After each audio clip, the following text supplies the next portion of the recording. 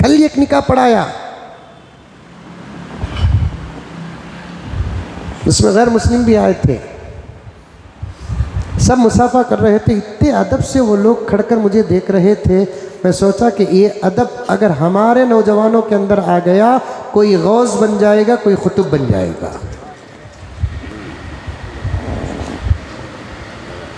घर की मुर्गी दाल बराबर।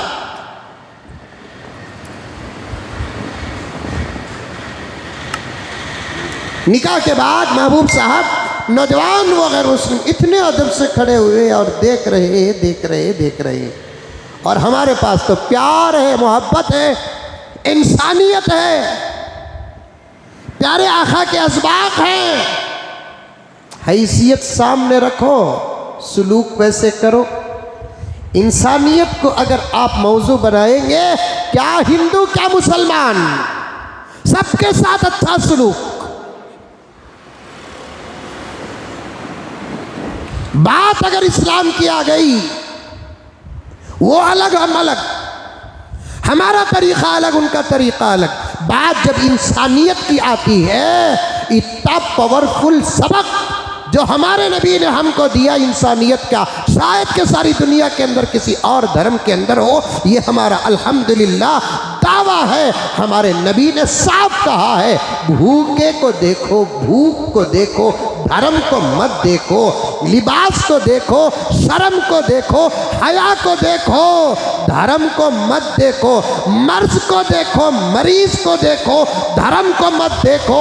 फिर आका ने फरमाया, मुसलमान को खाना खिलाओगे जो अजर तुमको मिलेगा, हिंदू को खाना खिलाओगे वही अजर तुमको मिलेगा, मुसलमान को पानी पिलाओगे जो सवाब तुमको मिलेगा, हिंदू को पानी पिलाओगे वही सवाब तुमको मिलेगा, मुसलमान को दवा दोगे जो अजर तुमको मिलेगा, हिंदू को अगर तुम दवा का इंतज़ाम करोगे वही तुमको अजर मिलेगा। मुसलमान अगर नंगा है और कपड़ों की ज़रूरत है, उसे कपड़ा पहनाने पर जो अजर मिलेगा, हिंदू को अगर कपड़े की ज़रूरत है, उसे कपड़ा पहनाने पर भी वही अजर मिलेगा। मुसलमान बच्ची की इज्जत और आबरू की हिफाजत करोगे जो अजर तुमको मिलेगा, हिंदू बच्ची की इज्जत और आबरू करने पर भी वही अजर तुमको मिलेगा।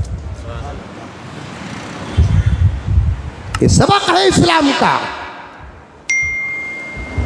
ये फरमान है प्यारे आका सल्लल्लाहु अलैहि वसल्लम का।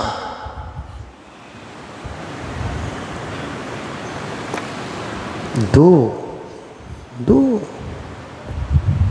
अच्छा सलूक करो, दावतों में भी शरीक करो। माहौल अगर अच्छा है और हमने अपने पूरी मोहब्बत का इजहार किया। जब सबसे मैं मुलाकात कर रहा था, वो दूर खड़ के ऐसे अदब से खड़ के देख रहे थे। उन्होंने कहा कि आओ भाई, सामने आओ, ये सब हमसे मिलना चाहते हैं, हम आपसे मिलना चाहते हैं। हमने ये जुमला कहा, ये सब हमसे मिलना चाहते हैं, हम आपसे मिलना चाहते हैं। जब वो आए, इतनी मोहब्बत से मुसाफा, मुसाफा भी करना सीखो रे बाबा।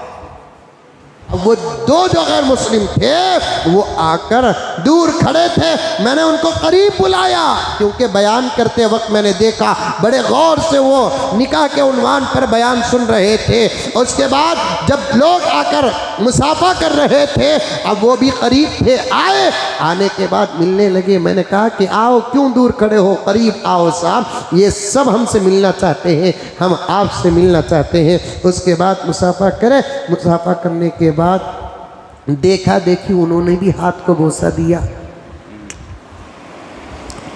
उसके बाद मस्जिद के वहाँ दरवाजे तक मैं चलता आ रहा था तो एक उसमें से नौजवान कहने लगा, गुरुजी अब जो पढ़े ना आप, वो रिकॉर्डिंग है आपके पास?